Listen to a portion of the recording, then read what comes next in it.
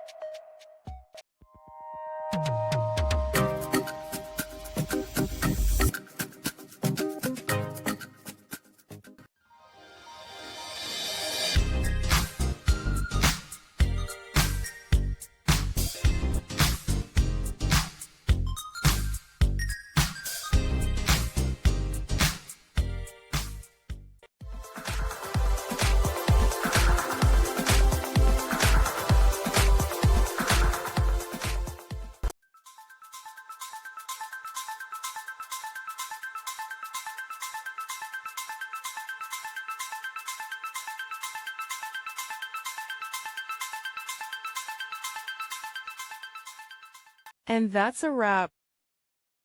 I hope you found the answer you were looking for. If you did, take a second to hit that subscribe button. It really helps out. And let me know in the comments which solution worked best for you. See you next time in the debug zone.